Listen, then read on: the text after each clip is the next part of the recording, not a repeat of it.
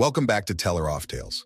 On today's episode, we'd be telling the story about the great Nigerian con, how Emmanuel Nwude pulled off one of the biggest bank frauds in history.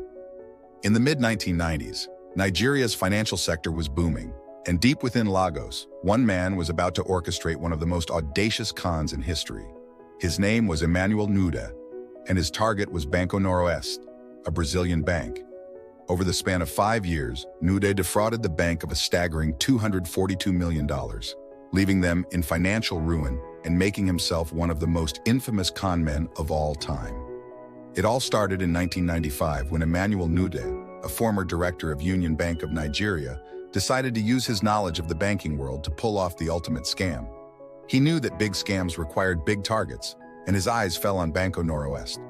At the time, the bank was looking to expand its operations into Africa, and Nwude saw this as the perfect opportunity to strike.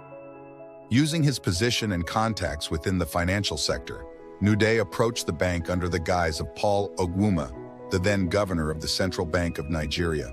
He presented an enticing offer, the opportunity to invest in a $242 million construction project for an airport in Abuja, Nigeria's capital. According to Nwude, this project was backed by the Nigerian government and guaranteed huge returns. The proposal seemed too good to pass up. Nwude had every document in place: official-looking contracts, bank approvals, and government agreements. His charm and knowledge of financial intricacies blinded the bank officials to any suspicions. Over the next few years, Banco Noroeste transferred millions of dollars to Nwude, believing they were financing a lucrative project. As the money flowed in, Nwude's lifestyle transformed. He splurged on luxury cars, multi-million-dollar homes, and extravagant parties. His newfound wealth made him a prominent figure in Nigeria's high society. To those around him, he was a successful businessman who had struck gold. In reality, he was siphoning millions from a bank halfway across the world. Nwude's con was smooth, and the payments kept coming. Banco Noroeste, blinded by the promise of huge profits, continued to pour money into what they believed was the airport project. But as the years went on, no construction took place. There was no airport being built in Abuja. It was all a mirage created by Nwude's cunning deception. In 1997, the first cracks in the scheme began to show. Banco Noroeste's internal auditors started noticing discrepancies in their accounts. Something wasn't adding up, and the bank's executives were beginning to get nervous. Still, the allure of the promised profits kept them from fully investigating the matter. By late 1997, however, the bank's suspicions grew too large to ignore. They launched a full-scale inquiry into the Nigerian airport project.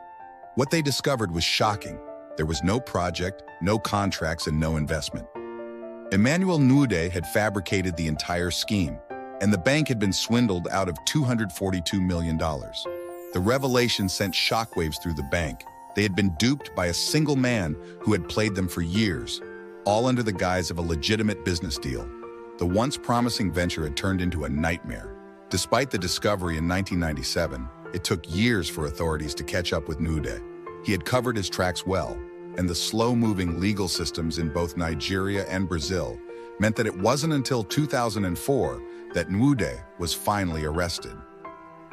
Nigeria's Economic and Financial Crimes Commission, EFCC, which had been established in 2003 to combat financial crimes, led the investigation and brought him to trial. In 2004, Nwude and several others involved in the fraud were charged with 86 counts of fraud and forgery. The trial was a media spectacle, with Nwude initially pleading not guilty. However, as the evidence against him mounted, it became clear that he had masterminded the entire scheme. In 2005, Nwude finally pleaded guilty to the charges, and he was sentenced to 5 years in prison. His assets, including luxury cars and mansions, were seized by the government, and Banco Noroeste was awarded partial restitution. The impact of Nwude's fraud was devastating. Banco Noroeste, which had been a successful mid-sized bank, never recovered from the loss. By 2001, the bank had collapsed and was eventually absorbed by another institution. The $242 million loss had effectively destroyed them. As for Emmanuel Nwude, his name became infamous in the world of financial crime. Even after serving his prison sentence, he remained a controversial figure. In 2016, he was rearrested for involvement in another financial crime, proving that his days as a con man were far from over. The story of Emmanuel Nwude is one of the most remarkable in the history of fraud. His ability to dupe an entire bank for years, convincing them to part with nearly $250 million, remains a cautionary tale in the world of finance. It's a reminder that even the most sophisticated institutions can fall prey to the audacity of a single, determined con man. And so, the legend of Emmanuel Nwude endures, a man who, through charm, cunning, and a little bit of luck, pulled off one of the greatest bank frauds the world has ever seen.